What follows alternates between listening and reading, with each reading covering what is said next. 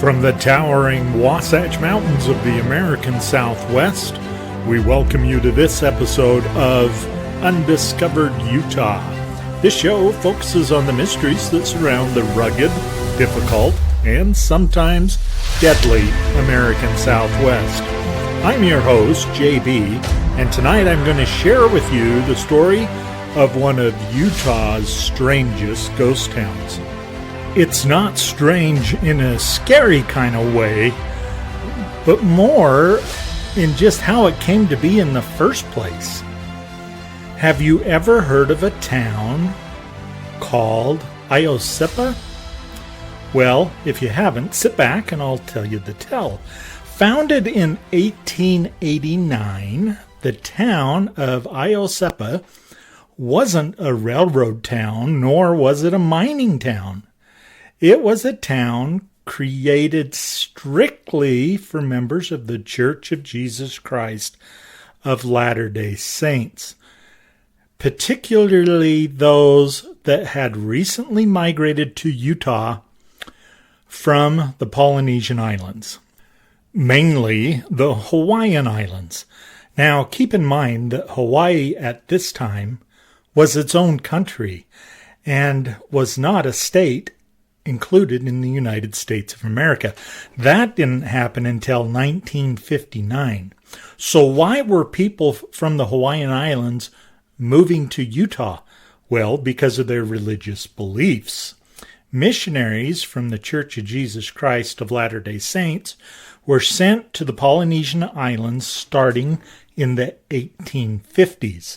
Many Polynesians, after hearing the message shared by the missionaries, joined the Church of Jesus Christ.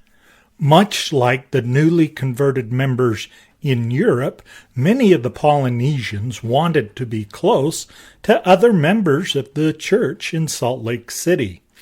However, once they arrived in Salt Lake, the warm welcome they had hoped for from other members of the church wasn't very warm at all, according to the Salt Lake Tribune. Church leaders quickly started looking for a location where the Polynesians could settle their own community. In 1889, 3 returned missionaries and 3 Hawaiian converts were assigned to choose a location for the new settlement. After investigating Utah County, Weber County, and Cache County, the 6 individuals decided on a spot in Tooele County, about 15 miles south of Tempe Springs. This area was the old Quincy Ranch and the Rich Ranch. The Church of Jesus Christ of Latter-day Saints purchased the 1,920-acre site for about $40,000. On August 28, 1889, the first 46 settlers went to the new town site. They drew lots for land parcels, and soon there were good, strong houses, stores, schoolhouses, and, of course, a church house that were being constructed. The town was also well planned out, to the point that it even had an underground water system. The new settlement was called Iosepa, the Hawaiian equivalent for the name Joseph. This name was chosen to honor Joseph F. Smith, the nephew of the founder of the Church of Jesus Christ of Latter-day Saints, Joseph Smith, Jr. Joseph F. Smith was one of the first missionaries called to serve in the Hawaiian Islands. Iosepa was off to a great start. They planted 300 fruit trees, 300 walnut trees, 100 shade trees, and all kinds of shrubs. The citizens of Iosepa were excited to have their own town and to be close to Salt Lake City, close enough that they could attend the Salt Lake City temple that was nearing completion, and they were excited to have the opportunity to serve and worship in the new temple.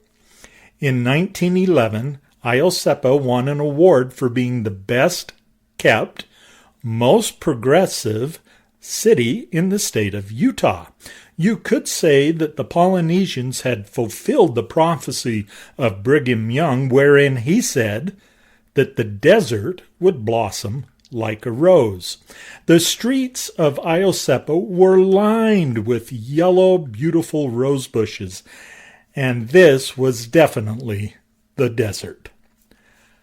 Life was not always easy in Iosepa. Infectious disease plagued the islanders, who had not built up an immunity to the common illnesses in the States and in Europe. Illnesses like smallpox, diphtheria, and pneumonia took their toll on the citizens.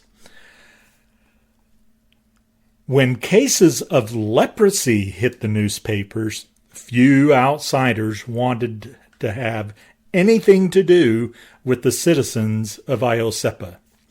In 1915, Joseph F. Smith, the same Joseph F. Smith the town was named after, who was now the president of the Church of Jesus Christ of Latter-day Saints, announced that the church was going to build a new temple in Lahaina, Hawaii.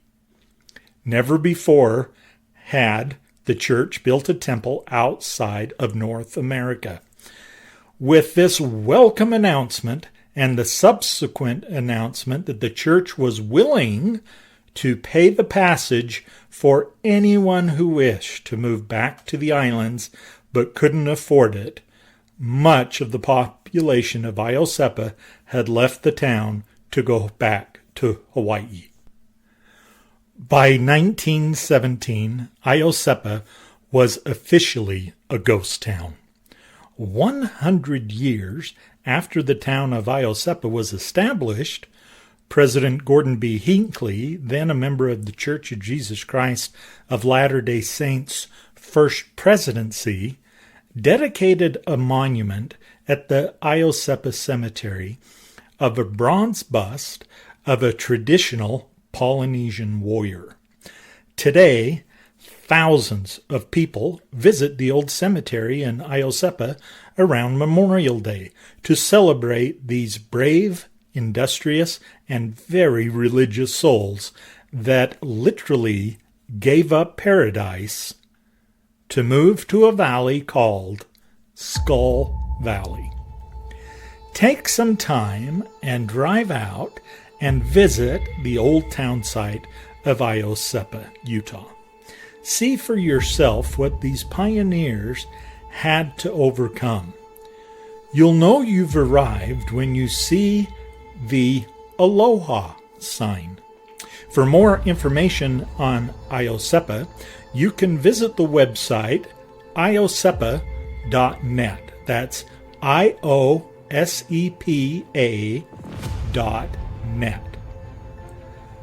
Well, that's it for tonight's episode. Remember to be safe and respectful when visiting these amazing areas of the Great Southwest, and have fun exploring.